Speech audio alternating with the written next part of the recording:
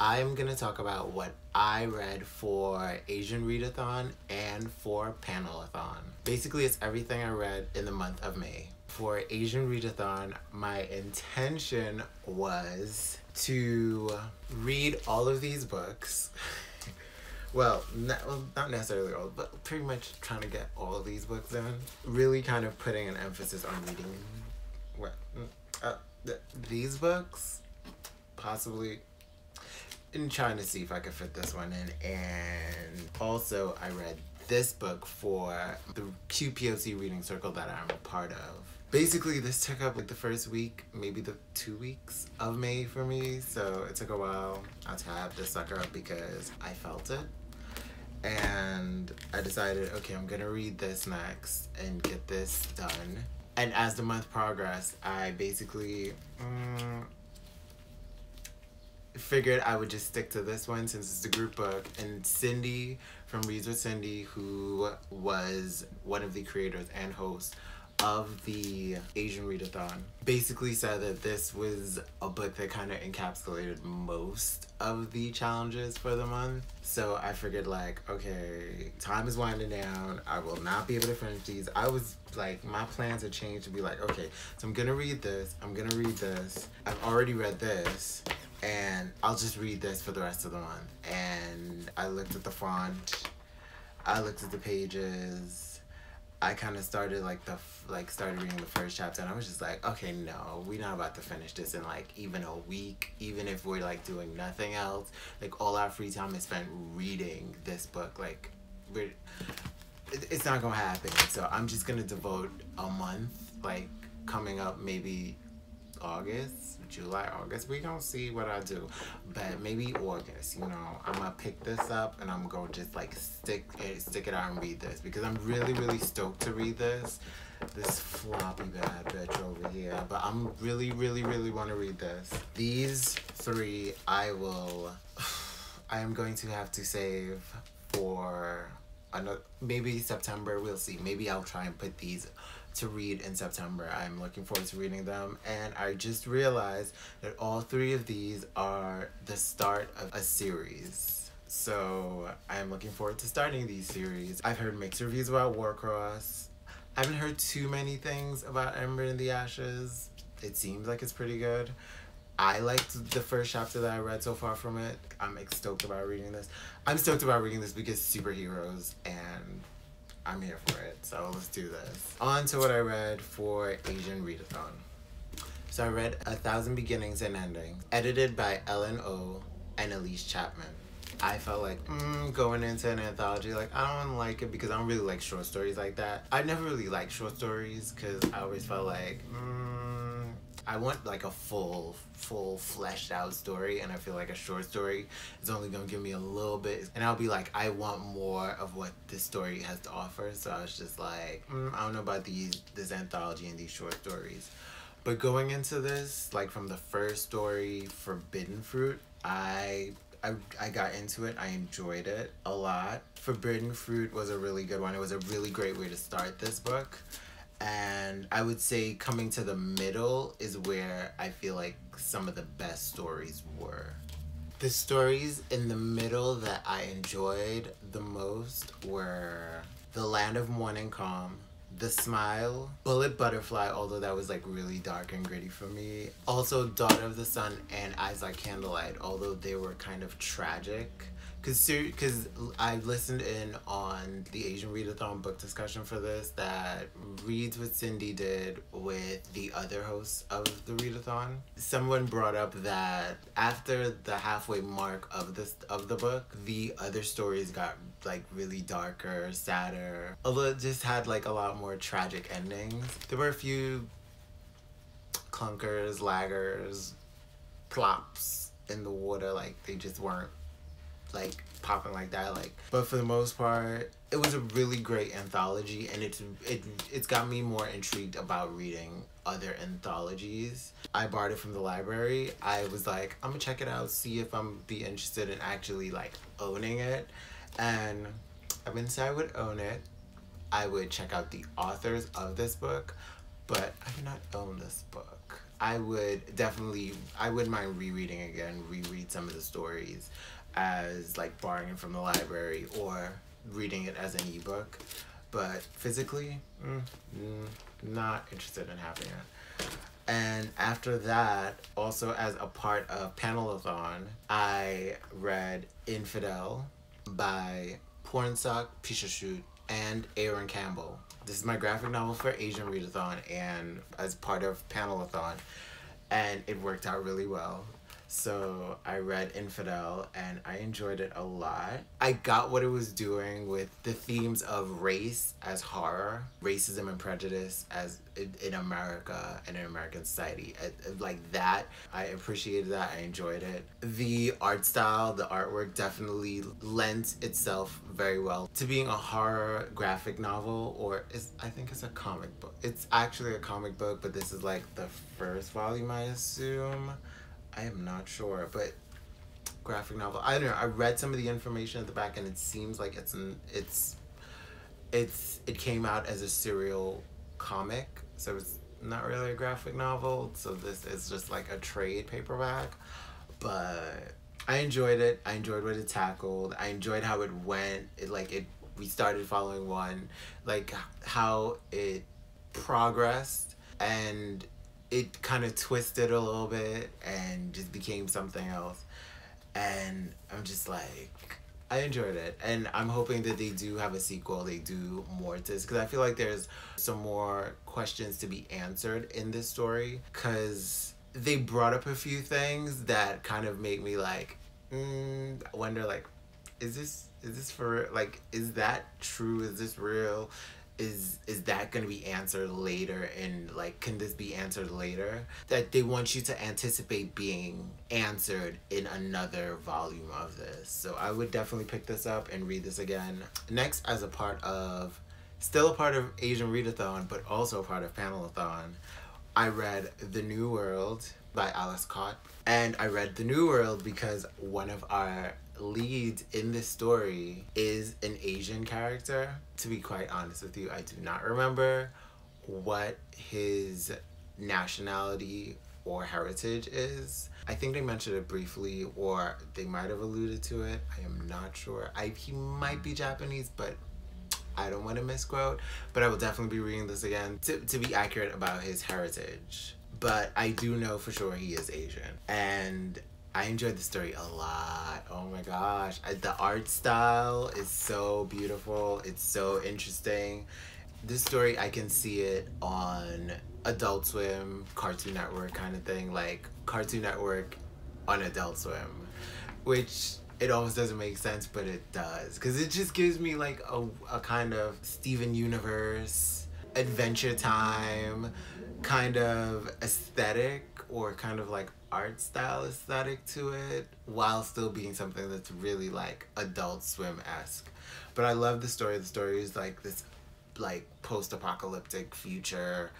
Like, I love it. Like, I can see this as a movie or a really good TV series, because it's giving me like Preacher vibes, because I watched AMC's like adaptation of the Preacher comic, and I never read the Preacher comic, but like Preacher as a TV show, it's wild and it's crazy, and they do some wild crazy stuff on that show.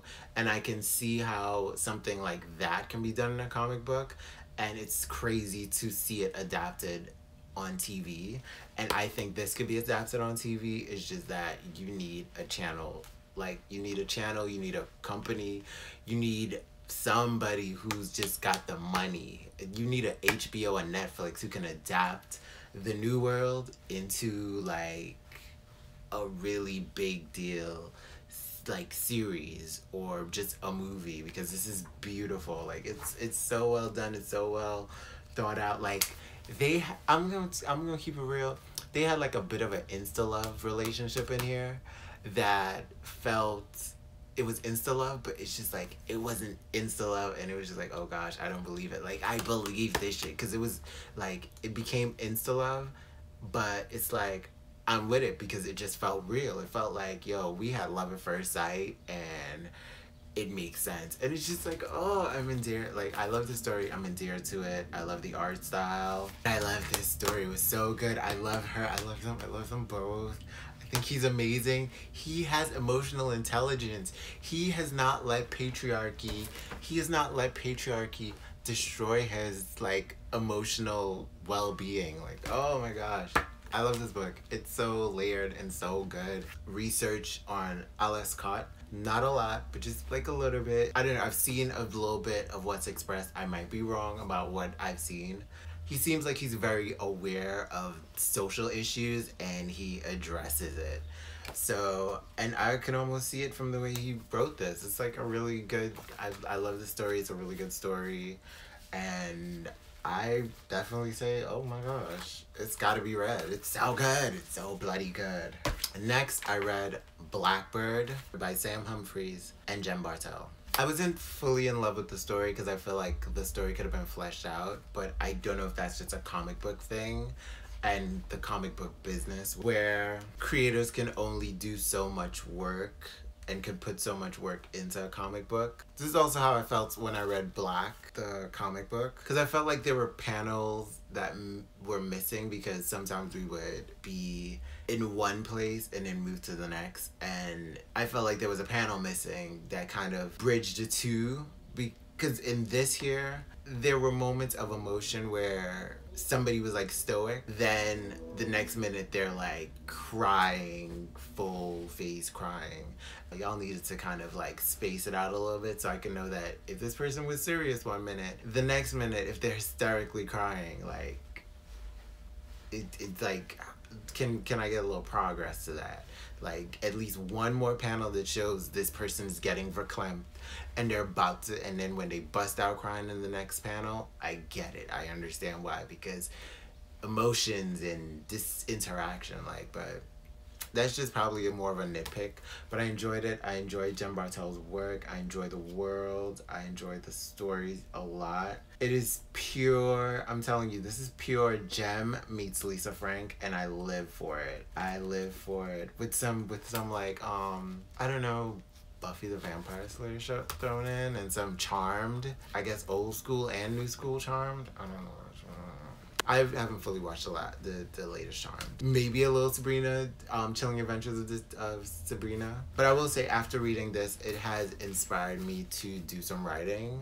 I don't know, I think the graphic novels really kind of brought out a little bit my desire to write, because they've just tapped into something. So I will definitely be reading more graphic novels because they're tapping into something that I need when it comes to writing. I can see all of these as like coming to life as movies or TV series. Like this would make a great horror film. This would make a great like post-apocalyptic sci-fi dystopian TV series on HBO or Netflix, or a movie. This would make a great teen TV series along the vein of Buffy the Vampire Slayer and Charmed. I enjoyed them, and I'm so glad that I took part in Panelathon. I also read Lion Forge's Catalyst Prime by Joe Illidge and Christopher Priest. I enjoyed this. I'm kind of interested in following up on the others, on all the different story threads that were established in this comic, and I will be like checking out and see if there are any trade paperbacks or like full volumes of it of some of the stories, like Noble and Excel. I saw some of the other titles that are associated with this. I'll definitely be checking out the other stories that come out of Catalyst Prime. And also in May, I read The Will to Change, Men, Masculinity, and Love, and I enjoyed it a lot. And I definitely kind of suggest people read this, because this is like a great 101 into feminism. That's how I feel. I feel like it really is a great 101 introduction to feminism. It's not too how you say it? It's not too complex or too aggressive or intense. It's very, very like, you come in and you learn some new things and you kind of be like, okay, I can see where you're coming from. I can see how it correlates in my life. So I would definitely recommend reading The Will to Change. I think it is a valuable read. It is 11 essays of that tackle different aspects of how feminism can be helpful to men and nurturing healthy masculinity in men, and also how nurturing that healthy masculinity can kind of improve how we structure our society, how we dismantle some of the constrictions in our society. So I enjoyed this a lot. I may read it, maybe in a few years I might read this again, but I walked away with a lot of valuable information that I can definitely go back to these tabs and check out. This was a really good book. It was really valuable. And I suggest other people read it and like get your 101 in feminism from this woman, Bell Hooks. She's amazing for this book. I keep going around telling people about this book, like how it impacted me. And also I've spoken to someone who's read a lot of Bell Hooks books and they were like, oh my gosh, it's such a good book. And it's like, it is. She's a good read. She's a good read. She'll teach you something good. Currently, I am reading Black on Both Sides, A Racial History of Trans Identity by C. Riley Snorton. And so far, I mean, I've gotten really far in, but I've also been like, I've experienced a lot with this book. I am looking forward to talking about it. I mean, I have a lot to say, but I'm looking forward to talking about it. And after that, for June, being that it's Pride Month, I will be reading Kings, Queens, and In-Betweens by Tanya Betishou. I saw this and I was like, oh my gosh, this is giving me so much like Paris is Burning vibes. It is giving me just New York ball culture, like of people of color, LGBTQ, POC, queer, all that. You know, it's just giving me that energy. And it basically has a female lead who is coming to terms with her sexuality, and I haven't read any books like that yet. So I'm looking forward to reading this. I'm excited about that. And after that, I'm going to read the quintessential Pride hype books, I guess, of BookTube, because I've never read any of them. I will be reading Simon and the Homo Sapien Agenda by Becky Albertalli, More Happy Than Not by Adam Silvera, and Aristotle and Dante Discover the Secrets of the Universe. I've started reading this and I am enjoying it a lot. I can't wait to get back to reading it so that I can like finish it, because I'm really into.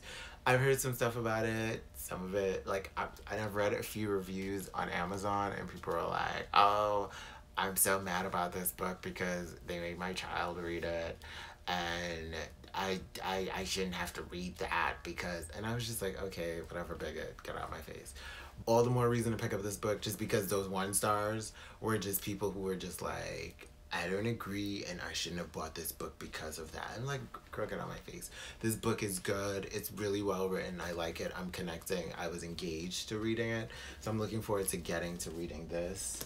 And also I started reading Kings, Queens, and In-Betweens, and that was really good as well. That started off really good, and I'm really like excited about reading that. These two I'm also stoked about reading. This is my New York setting book because it is set in the Bronx, and I love a good story that happens in New York. So I'm looking forward to reading this. And of course, Simon and the Homo Sapien Agenda, and I will definitely be watching Love, Simon as soon as possible right after this, because So this is what I read in May, and I was so glad that I was able to read all of that for Asian Readathon and for Panelathon. And this is what I intend on reading for June and for Pride. I will be back with my thoughts on all of these books.